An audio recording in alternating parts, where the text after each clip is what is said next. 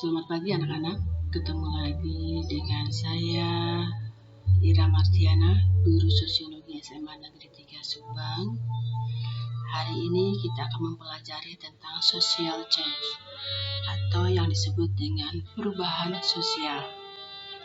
Tujuan pembelajaran dari hari ini adalah bahwa siswa dapat memahami hakikat dari perubahan sosial dan hal-hal yang menyebabkan terjadinya perubahan sosial.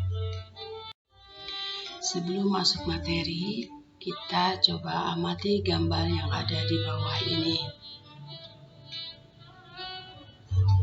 Pakai imajinasi Anda, ilustrasi apa yang terjadi di gambar tersebut. Terlihat seorang petani yang sedang menggunakan laptop, bukan lagi cangkul atau parang yang menjadi teman dari kegiatan petani tersebut, tetapi ada laptop yang membantu bekerja sebagai seorang petani. Di situ terlihat bahwa meluasnya penggunaan perangkat teknologi menjadi salah satu gambaran berlangsungnya perubahan sosial dalam masyarakat. Perhatikan lingkungan sekitar kalian saat ini. Bandingkan dengan yang kalian lihat dan alami 8 tahun silam. Adakah perbedaan yang terlihat? Perhatikan bagaimana orang-orang berbicara dan berpakaian. Adakah perbedaan? Perhatikan perilaku mereka, cara berkomunikasi ataupun gaya hidup secara keseluruhan. Tampakkah ada perbedaan? Perhatikan aktivitas mereka sehari-hari, alat perlengkapan dan teknologi yang digunakan. Adakah yang berbeda? Perhatikan harapan dan nilai yang ada di lingkungan pergaulan kalian. Adakah yang berubah? Perhatikan aturan dan norma yang berlaku. Adakah yang berbeda? Jika kalian cukup teliti, tentu jawaban dari semua pertanyaan itu ialah memang benar terdapat perbedaan dan perubahan signifikan dari waktu ke waktu. Hal ini sesuai dengan pengertian perubahan sosial yang diungkapkan oleh Selo Sumarjan, yang menyatakan bahwa perubahan sosial adalah perubahan pada lembaga-lembaga kemasyarakatan di dalam suatu masyarakat yang mempengaruhi sistem sosialnya, termasuk nilai-nilai, sikap, dan perilaku di antara kelompok-kelompok dalam masyarakat.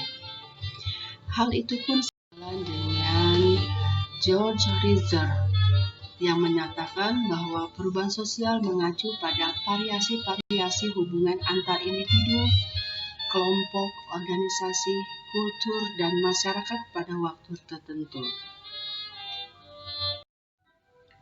Kehidupan masyarakat tidak pernah berhenti dan akan selalu berkembang. Maka setiap unsur dalam masyarakat akan senantiasa mengalami pergeseran serta mengalami penyesuaian. Yang menjadi pertanyaan, mengapa manusia selalu melakukan perubahan? Manusia senantiasa melakukan perubahan karena pada dasarnya manusia memiliki sifat yang dinamis. Manusia selalu berubah, selalu mengalami pergerakan. Selain itu, manusia tidak puas terhadap suatu keadaan dan situasi yang ada. Adanya keinginan untuk melaksanakan perbaikan, sadar akan kekurangan budaya dan ingin memperbaikinya.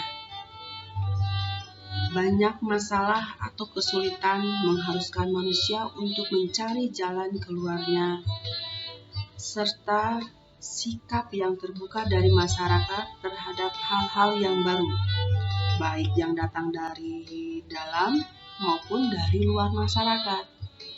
itulah poin-poin kecenderungan masyarakat yang selalu berubah. Selain masyarakat selalu berubah, sebagian masyarakat ada kecenderungan masyarakat selalu bertahan. Masyarakat bertahan tidak mau melakukan perubahan karena ada beberapa hal. Yang pertama, adanya unsur yang mempunyai fungsi tertentu dan sudah diterima oleh masyarakat, sehingga masyarakat susah untuk beralih pada hal-hal yang baru. Adanya unsur yang diperoleh melalui proses sosialisasi sejak kecil, seperti makanan pokok. Kita tidak bisa lepas dari nasi. Kalau belum makan nasi, kita belum makan. Makanya susah untuk berubah. Yang ketiga adalah adanya unsur yang menyangkut agama dan keyakinan. Adanya unsur yang menyangkut ideologi dan filsafat hidup bangsa.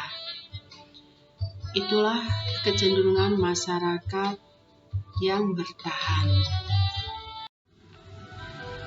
Sehingga dari penjelasan-penjelasan sebelumnya kita dapat mengkarakteristik perubahan sosial.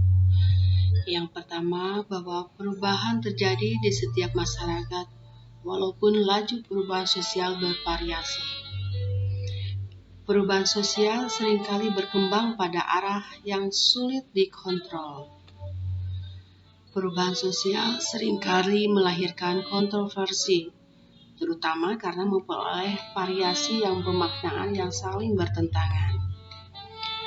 Perubahan sosial bisa jadi menguntungkan pihak-pihak tertentu, tapi dalam waktu yang bersamaan justru bisa merugikan pihak-pihak tertentu lainnya, termasuk perubahan dalam hal cara mengajar saat ini. Kita harus bisa menerima perubahan cara belajar saat ini, yaitu melalui daring atau belajar di rumah dengan jarak jauh.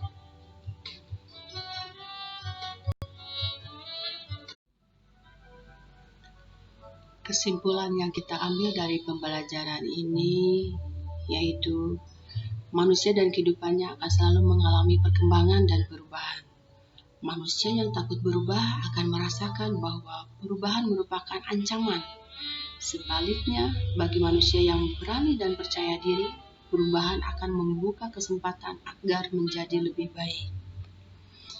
Nah, Anda termasuk kategori yang mana? Takut perubahan atau berani melakukan perubahan? Sekian untuk pertemuan sekarang. Sampai ketemu lagi pada pertemuan berikutnya dengan materi yang berbeda. Salam sosiologi.